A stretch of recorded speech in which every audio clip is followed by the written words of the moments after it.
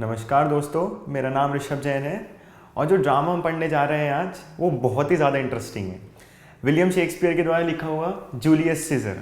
हम सब लोगों ने शेक्सपियर के बारे में बहुत सुना है, पर 10 क्लास तक आते आते हमें ज़्यादा कुछ उनके बारे में पढ़ने का मौका नहीं मिलता है। तो हम जो पढ़ने जा रहे हैं, जो उनका ड्रामा लिखा हुआ है वो है जूलियस सीजर। बहुत ही इंटरेस्टिंग प्ले, आप लोगों को बहुत मज़ा आने वाला है। पहले मैं आपको कैरेक्टर्स इंट्रोड्यूस करा दूं। कोई भी ड्रामा जो आप पढ़ते हैं, जिसके गो थ्रू आप कोई भी ड्रामा पढ़ते हैं, ज़रूरी होता है आप कैरेक्टर्स को पहले जान लें, क्योंकि आप फिर एक्ट पढ़ने जाएंगे, उनके बीच के डायलॉग्स आएंगे तो आपको पता नहीं चलेगा अगर वो ऐसा बोल रहे हैं तो वो क्यों बोल रहे हैं। तो कैरेक्टर्स के बारे में जानना बहुत ज़रूरी होता है। तो अब मैं आपको कैरेक्टर्स इंट्रोड्यूस कराता हूँ। जो सबसे पहला कैरेक्टर है हमारा है जूलियस सीजर, जिनके नाम पे लेसन का नाम भी है। ठीक है, तो जूलियस सीजर जो है वो एक मिलिट्री जर्नल है, और जब हम शुरुआत में पढ़ेंगे तो वो कहाँ से आ रहे हैं, वो स्पेन से एक वॉर जीत के आ रहे हैं and he has killed the king. तो वो वहाँ से उस वॉर को जीत के आ रहे हैं और वो मिलिट्री जर्नल है। ओके, लिखा हुआ है कि वो मिलिट्री जर्नल है। सेकेंड जो पॉइंट है, ऑल्दो जो ड्रामा का नाम है वो पूरा उनके नाम पे रखा गया है, जूलियस सीजर, लेकिन वो मेन कैरेक्टर नहीं है प्ले के। उनसे ज़्यादा लाइन्स तो ब्रूटस के पास हैं। हाँ, आप ये कह सकते हैं कि जो हर कैरेक्टर है, ब्रूटियस, कैसियस एंड एंटोनियो, एंटनी, ये जितने भी कैरेक्टर्स हैं, ये सब के सब लोग रिलेटेड हैं जूलियस सीजर से किसी ना किसी तरीके से। लाइक कोई कॉन्स्पिरेसी प्लान कर रहा है इनके अगेंस्ट मारने के लिए, एंड कोई इनको बचा रहा है, कोई इनका फ्रेंड है, तो हर कोई इनसे रिलेटेड है, पर ये मेन कैरेक्टर नहीं है। इनकी बहुत कम लाइन्स हैं पूरे प्ले में, ठीक है, लेकिन कोई ना कोई इनसे रिलेटेड है। जो थर्ड पॉइंट है, end of Republican system of government.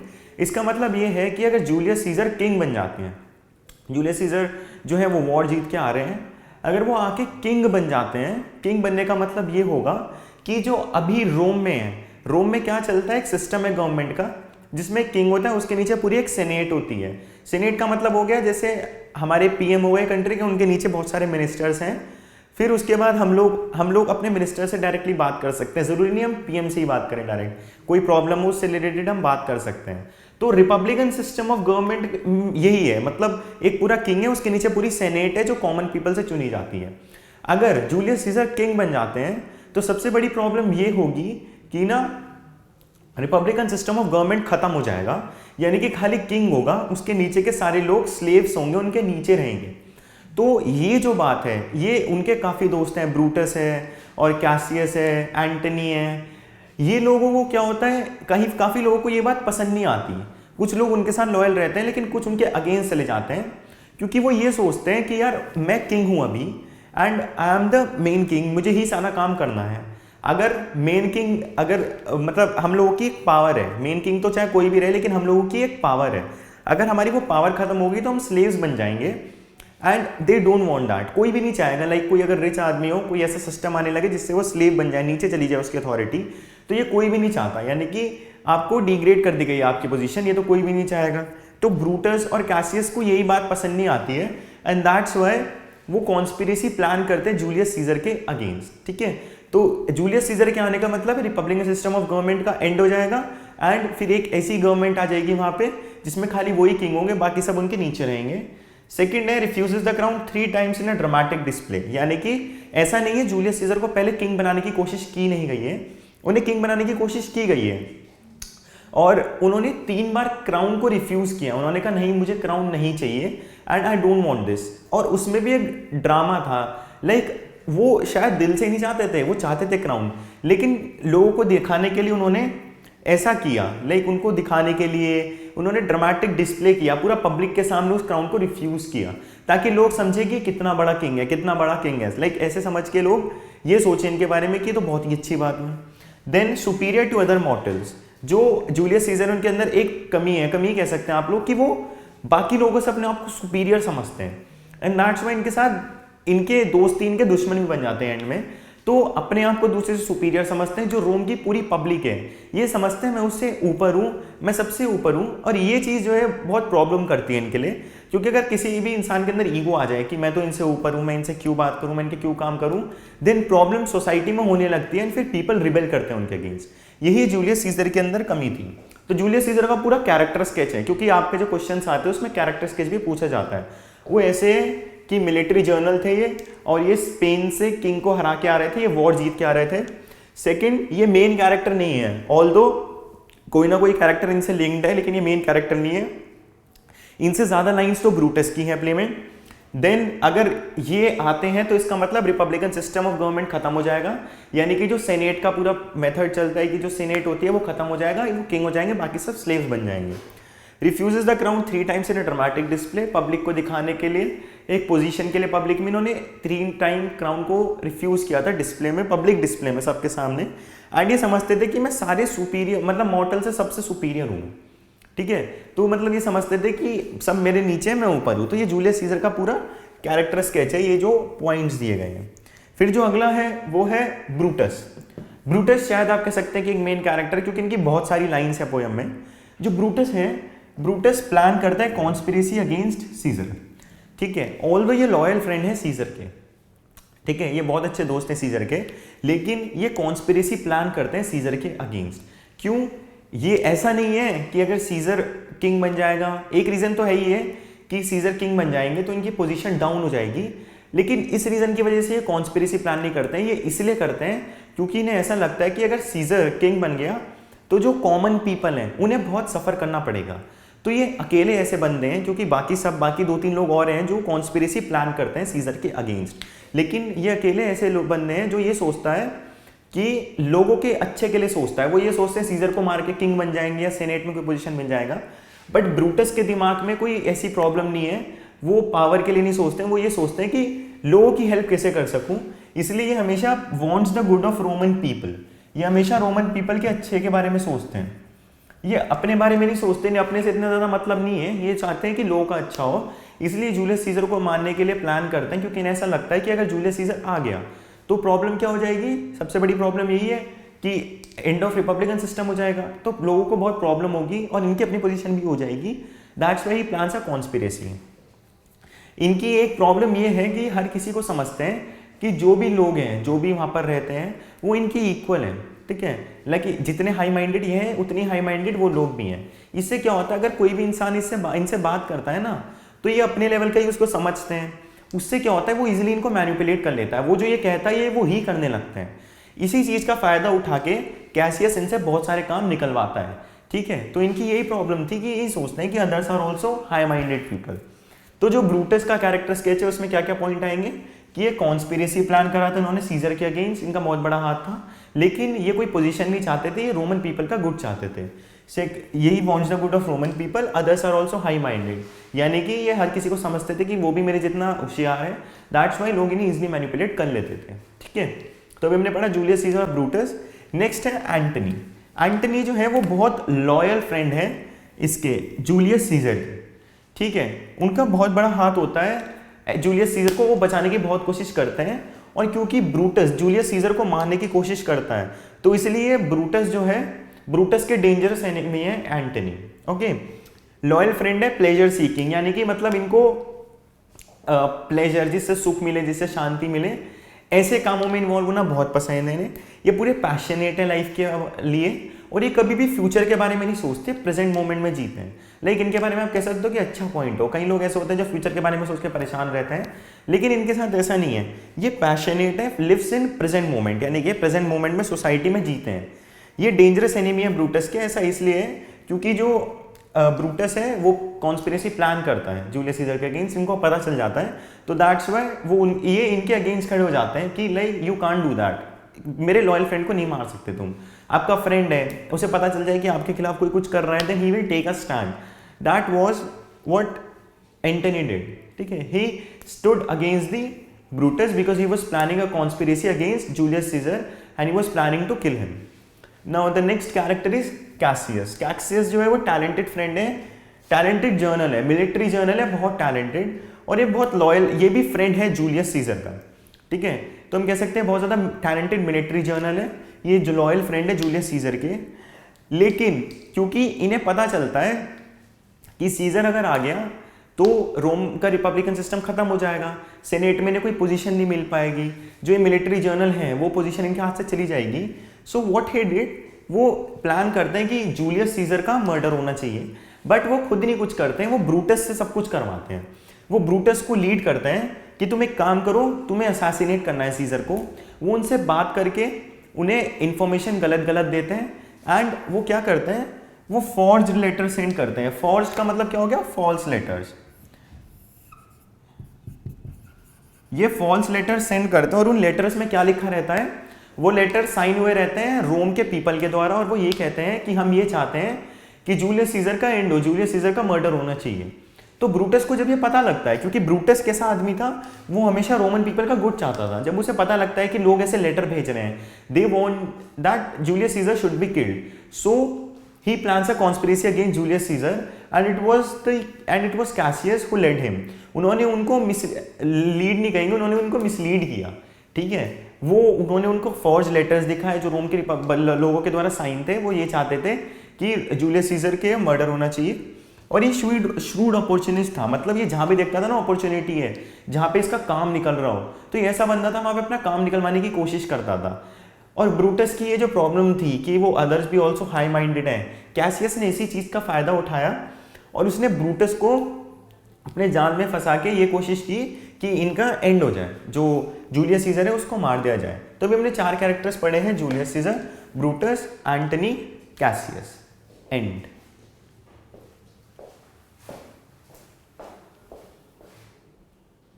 सो हम लोगों ने 4 कैरेक्टर्स के बारे में पढ़ा, जूलियस सीजर, ब्रूटस, कैसियस और एंटनी।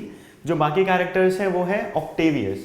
ऑक्टेवियस कौन है, वो सीजर का सन है, सीजर का अडॉप्टेड सन है एंड जूलियस सीजर के मरने के बाद वही थ्रोन को एक्सटेंड करेगा, लाइक वही अगला एक्सेसर है, जो सक्सेसर है वो थ्रोन का, और उसके बाद वो किंग बनेगा, ठीक है। और क्योंकि लेकिन जूलियस सीजर मर जाता है और जब जूलियस सीजर की डेथ होती है यानी कि उनको मारा जाता है, तो ऑक्टेवियस फॉरेन ट्रिप्स पे गया होता है, वो अब्रॉड घूम रहा होता है। So he returns to the Rome after his father's murder and then he joins with Antony to fight Cassius and Brutus. वो एंटनी के साथ मिलता है क्योंकि उनको मारने वाले, जूलियस सीजर को मारने में 2 लोगों का बहुत बड़ा हाथ था, वो थे ब्रूटस और कैसियस। उनकी ही प्लानिंग थी कि जूलियस सीजर को मारना है। तो ऑक्टेवियस जब आता है वापस, तो वो कोशिश करता है, वो एंटनी के साथ मिलके ब्रूटस और कैसियस को मारता है, ठीक है। And then Antony tries to control but was unsuccessful. जो एंटनी है वो कहीं किसी ना किसी हद तक कोशिश करता है कि वो ऑक्टेवियस के मूवमेंट्स को कंट्रोल करे, जो ऑक्टेवियस है उनके मूवमेंट्स को कंट्रोल करे, यानी कि वो जो कॉन्स्पिरेसी प्लान कर रहा है कैसियस और ब्रूटस के अगेंस्ट, उसको थोड़ा कंट्रोल करे। लेकिन वो अनसक्सेसफुल हो जाता है। वो बंदा देखता है कि ये जो ऑक्टेवियस है इसके अंदर अपने फादर के, जैसे कहते हैं ना पिता के गुण है, वैसे इसके अंदर गुण थे। ये जो सोच लेता था ना वो करता था। तो एंटनी अनसक्सेसफुल होता है कंट्रोल करने में एंड देन ये ब्रूटस और कैसियस को मार के दोबारा से थ्रोन पे बैठता है। जो ऑक्टेवियस है, जो उनका जूलियस सीजर का लड़का है, वो दोबारा से थ्रोन पे बैठता है। वो अपने पिता की जो मौत का बदला ले लेता है, ठीक है। एंटनी के साथ मिलकर ब्रूटस और कैसियस को ये मारता है। नेक्स्ट जो कैरेक्टर है वो है कास्का। कास्का एक ट्रिब्यून है। अब ट्रिब्यून क्या होता है, जो रोम के कॉमन पीपल थे ना, उनकी कोई आवाज़ उठाने वाला चाहिए था, ठीक है, जो उनकी आवाज़ उठा सके, उनकी कोई डिमांड्स है वो लोगों के सामने रख सके। तो ये कास्का एक ट्रिब्यून था। ट्रिब्यून का मतलब होता है वो बंदा जो लोगों को रिप्रेजेंट करे और लोगों को सामने आए और लोगों की बातें रख सके किंग के सामने या सेनेट के सामने। तो वो काम कास्का करता था। ही वॉज अ ट्रिब्यून, ठीक है। सीजर की जो एम्बिशन थी वो उसके अगेंस्ट था, वो उसको स्टॉप करना चाहता था, ठीक है। उसे वो बुरी लगती थी कि मतलब उसे ये नहीं पसंद था कि सीजर के बनने के बाद अगर जूलियस सीजर किंग बनता है तो जो सेनेट है वो हट जाएगी, वो भी इसके ये कास्ट का भी इसके अगेंस्ट था। देन ये बहुत रफ और ब्लंट स्पीकर था, यानी कि जो मुंह पे आता था बोल देता था एंड बहुत रफली बोलता था, लेकिन गुस्सा करता था, डांटता था। कास्ट का ऐसा मैन था। देन ये क्या करता है, ये कैसियस को और ब्रूटस को ये कहानी बताता है कि जब एंटनी ने जूलियस सीजर को 3 बार ऑफर किया है ना क्राउन, तो उसने मना क्यों कर दिया। तो ये कहता है एंटनी ने पहली बात पब्लिक में ऑफर किया, ऐसे नहीं प्राइवेट में ऑफर किया, पब्लिक में ऑफर किया एंड जूलियस सीजर ने उसको इसलिए डिनाई किया ताकि लोगों के दिमाग में उसकी इमेज बने कि वो भूखा नहीं है, like he is not hungry of power, he does not want power, okay, he wants the good of only Roman people. ये अपनी इमेज लोगों के सामने बनाने के लिए जो कास्का है उसने बताया ब्रूटस और कैसियस को कि इसलिए जूलियस सीजर ने क्राउन को रिफ्यूज किया लोगों के सामने। जो ड्रामेटिक डिस्प्ले था जूलियस सीजर के कैरेक्टर स्केच में हमने पढ़ा कि उसने बड़े ड्रामेटिक डिस्प्ले में क्राउन को इग्नोर किया था। उसका मेन रीजन यही था लोगों को बताने के लिए कि क्यों कर रहा हूँ मैं ऐसा? ताकि मैं चाहता हूँ लोग रोम के जो पीपल है उनका अच्छा हो, ठीक है। देन था ये पहला आदमी था जिसने सीजर को स्टैप किया था, उसके बाद ब्रूटस और कैसियस ने किया था, लेकिन सबसे पहले इसी ने स्टैप किया था, मारा था उसको चाकू से मारने के लिए जो किया था। उसके बाद जो अगला कैरेक्टर है वो है डीसीएस। जो डीसीएस है ये कॉन्स्पिरेसी का प्लान है। जो मेन कॉन्स्पिरेटर्स हैं जिन्होंने मारा था वो था ब्रूटस और कैसियस, उन लोगों ने मिलकर मारा था। कैसियस ने पहले मिसलीड किया ब्रूटस को, फिर ब्रूटस और कैसियस साथ मिलकर मारा। जो डीसीएस है, डीसीएस ने इन लोगों की हेल्प की। ये क्या करता था, जो सीजर की वाइफ है ना कैलिफोर्निया, कैलिफोर्निया बताया करती थी सीजर को कि मुझे बुरे बुरे सपने आ रहे हैं एंड मुझे बुरी बुरी ड्रीम्स आ रही हैं कि जो तुम्हारी मार्च होने वाली है उसमें something will happen with you, ठीक है। तो उसकी वाइफ हमेशा उसको कहती थी कि अटेंटिव रहना, you should be attentive because something can happen against you, something is planning conspiracy against you. His wife knew that something is going to happen. But what DCS did, he misinterpreted Caesar. He told him that there is nothing going to be like this and you are safe, you should join the parade. So he misinterpreted and misleaded Julius Caesar, जो DCS था. Then comes Calpurnia. Calpurnia was Caesar's wife and she believed in omens. वो omens में, dreams में विश्वास रखती थी, सपने देखती थी, उसमें वो विश्वास रखती थी। वो ये कहती थी जूलियस सीजर को कि something bad is going to happen and something is planning conspiracy against you that you will be killed. She used to make Julius Caesar attentive and that he should not ignore his omens. But Julius Caesar ignored her omens. He kept on ignoring her and because of that only he was stabbed. He was killed. ठीक है? So, but her wife Calpurnia believed in omens and she also made Julius Caesar attentive about it. Okay? The next character is Portia. जो Portia है वो Brutus की wife है। तो Calpurnia किसकी wife है? सीजर की वाइफ है। Portia ब्रूटस की वाइफ है। Okay? Then comes Flavius and Murellus. जो फ्लावियस एंड म्यूरेलस हैं ये दोनों क्या करते हैं, ये रोम के पीपल को, जो पहला हम एक्ट 1 सीन 1 पढ़ेंगे उसमें हम देखेंगे जो फ्लावियस और म्यूरेलस है तो वो रोम के पीपल पे गुस्सा कर रहे हैं, उनको डांट रहे हैं। वो ये कह रहे हैं कि लाइक तुम अपना काम वाम छोड़ के यहाँ क्यों आए हो और तुम अपने काम पे क्यों नहीं जा रहे हो, तुम्हारा काम क्या है। तो वो लोग कहते हैं कि क्योंकि जूलियस सीजर वापस आ रहा है लड़के, वो स्पेन के किंग को मार के आ रहा है, तो like we will treat him like a god and we will respect him, we will give him some respect, we will shower flowers upon him. तो फ्लावियस और मुरेलस कहते हैं, उनको क्रिटिसाइज करते हैं, उनकी बेइज्जती करते हैं। वो ये कहते हैं कि इससे पहले जब जूलियस सीजर का एनिमी पोम्पे यहाँ पे आया था तुमने तो उसकी भी इतनी इज्जत दी थी, ठीक है, और तुम ऐसे लोगों को पहले उसके एनिमी को इज्जत देते हो फिर उसके बाद उस आदमी को इज्जत देते हो, तुम्हारी कोई इज्जत नहीं है, ये है वो है। एंड वो बहुत ज़्यादा डांटता है, उन पर गुस्सा करता है, like he becomes a very rough speaker and वो कंप्लेन करता है। जो फ्लावियस और म्यूरेलस हैं वो पनिश्ड भी किए जाते हैं क्योंकि जब जूलियस सीजर वापस आता है तो उनके स्टैचू के ऊपर फूल की मालाएं वगैरह उनको डेकोरेट किया जाता है। तो फ्लावियस और म्यूरेलस क्या करते हैं, ये दोनों मिलके ना डेकोरेशन पूरी हटा देते हैं, सीजर के जो स्टैचू उनके ऊपर से डेकोरेशन हटा देते हैं। तो उसकी वजह से क्या होता है, उनकी लोगों को जब पता चलता है तो सीजर को जब पता चलता है इन दोनों को पनिश किया जाता है। Then comes Cicero. सिसेरो जो है वो एक ग्रेट ओरेटर है, बहुत बढ़िया बोलने वाला बंदा है, उसको कोई भी चीज़ बोलने दिया जाए तो वो बहुत ग्रेटली बोलता है। And the last one is Lepidus, LEPIDUS। जो लेपिडस है, लेपिडस जो था वो कॉन्स्पिरेसी का ही एक मेंबर था जिसने प्लान की थी कॉन्स्पिरेसी। जो हमारा पहला मेंबर था वो ब्रूटस था, सेकंड कैसियस था, देन 2 लोग और हैं, एक है DCS जिसने मारा है जूलियस सीजर को एंड एक है लेपिडस, इसने भी प्लान की थी कॉन्स्पिरेसी, ठीक है। और ट्रिब्यून जो कास्का था, कास्का ने भी सीजर को मारने में उसका भी बहुत बड़ा हाथ था, उसने भी स्टैप किया था सबसे पहले सीजर्स को। तो हमने सबसे पहला कैरेक्टर पढ़ा Julius Caesar, then comes Brutus, then Antony, then Cassius. हम लोगों ने इनके कैरेक्टर स्केच पढ़े। फिर उसके बाद हमने पढ़ा ऑक्टेवियस। ऑक्टेवियस क्या है, सन है जूलियस सीजर का एंड वो जो अपने पिता की मौत का एक तरीके से बदला लेता है ब्रूटस और कैसियस से एंटनी के साथ मिलके। ये उसके कैरेक्टर के पॉइंट्स हो गए। देन कास्का, जो कास्का है वो ट्रिब्यून है, वो कॉमन लोगों की आवाज़ जो है लोगों तक पहुंचाता है, वो किंग तक पहुंचाता है, सिन्नी तक पहुंचाता है, उनकी मदद करता है। वो बताता है कि जूलियस सीजर ने 3 बार क्राउन को क्यों रिफ्यूज़ किया, वो बहुत रफ और ब्लंट स्पीकर है और ये जूलियस सीजर को सबसे पहली बार स्टैप करता है। Then comes DCS। DCS भी मेंबर है कॉन्स्पिरेसी का एंड ये सीजर को ये मिस इंटरप्रेट करता है, वो उसको गलत इन्फॉर्मेशन देता है कि जो भी तुम्हारी वाइफ कैलिफोर्निया कह रही है वो गलत है, ऐसा कुछ नहीं होगा, you should go for the parade. Calpurnia Caesar की वाइफ और ओमेंस में बिलीव करती है, ड्रीम्स में, सपनों में बिलीव करती है वो। पोर्शिया जो है वो ब्रूटस की वाइफ है। Then comes Flavius and Murellus. Flavius and Murellus जो है वो कंप्लेन करते हैं रोम के पीपल को कि इससे पहले तुमने पॉम्पे, जो जूलियस सीजर का एनिमी था, जब वो आया था तो तुमने उसके लिए बहुत कुछ किया था, अब तुम जूलियस सीजर के लिए कर रहे हो, तुम पागल हो, तुम्हें अकल नहीं है, तुम्हें घर चले जाना चाहिए। एंड इन दोनों को क्या किया गया था, इन दोनों को पनिश किया गया था। क्यों पनिश किया गया था?